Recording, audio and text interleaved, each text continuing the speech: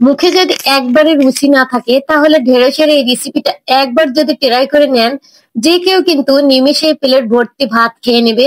চলুন তাহলে মজার এই রেসিপিটা শুরু করা যাক। প্রথমে আমি এখানে দুইটা আলু মাঝখান দিয়ে কেটে কিন্তু ভাগ করে নিয়েছি, আর দুইটা ডিম সামান্য লবণ দিয়ে কিন্তু আমি সিদ্ধ করতে দিলাম। এখন এখানে আমি ঢেঁড়স গুলো কিন্তু টুকরো টুকরো করে কেটে নিচ্ছি। ঢেঁড়স গুলো এতটাই কচি ছিল যে দেখেই তো লোভ সামলানো মুশকিল হয়ে গেছিল। ভাবছিলাম যে এটা দিয়ে কিছু একটা বানিয়ে নিব যেটা দিয়ে তৃপ্তি করে ভাতটা খাওয়া যায়।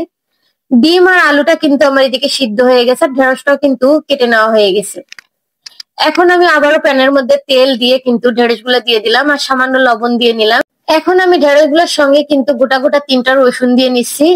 রসুন দেওয়ার পরে এখন আমি ঢাকনা দিয়ে চুলা আঁচটা একদম লো করে কিন্তু আমি ঢেঁড়সটা সিদ্ধ করে নিব।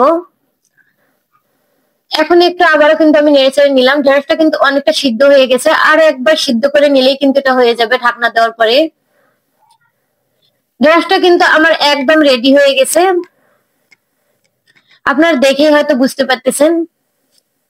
সবকিছু ভাজার পরে আমি উঠে নেওয়ার পরে এখানে আমি শুকনো মরিচ দিয়ে কিন্তু আজকে রেসিপিটা বানিয়ে নিব। শুকনো মরিচ গুলো ভেজে নিলাম। শুরু থেকে শেষ পর্যন্ত দেখলে সহজ রেসিপিটা যে কেউ কিন্তু বাটাবাটির ঝামেলা ছাড়াই বানিয়ে নিতে পারবেন। সামান্য লবণ দিয়ে কিন্তু এখন আমি শুকনো মরিচটা হাত দিয়ে টেলে নিচ্ছি। এখন আমি সামান্য পেঁয়াজ কুচি দিয়ে নিচ্ছি, দিয়ে দিচ্ছি এখানে সরিষার তেল। দেওয়ার পরে কিন্তু হাত দিয়ে ভালোভাবে মাখিয়ে নিচ্ছি। যারা বাটাবাটির ঝামেলা ছাড়াই তৃপ্তি সহকারে ভাত খেতে চান তারা এই রেসিপিটা ফলো করে রাখতে পারেন। আর রেসিপি যদি ভালো লাগে তাহলে আপনার ফ্রেন্ডস এন্ড ফ্যামিলির সঙ্গে কিন্তু এটা শেয়ার করে রেখে দিতে পারেন। রসুন গুলো কিন্তু খুব সুন্দরভাবে সিদ্ধ হয়ে গেছিল। এখন আমি ঢেঁড়স দিয়ে সবকিছু কিন্তু ভালোভাবে হাত দিয়ে মাখিয়ে নিচ্ছি। আর আপনি কোথা থেকে আমার ভিডিওটা দেখছেন তা মন্তব্য করুন, যাতে আপনাকে আমি ধন্যবাদ দিতে পারি।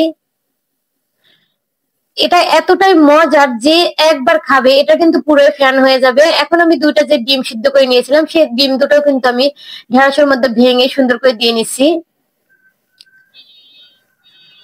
কোনো বলতে গেলে ঝামেলাই নেই, ঝামেলা ছাড়া যদি মজার মজার খাবার বানিয়ে নেওয়া যায় তাহলে আর মন্দ কিসের। এটা কিন্তু আমার একদম রেডি হয়ে গেছে।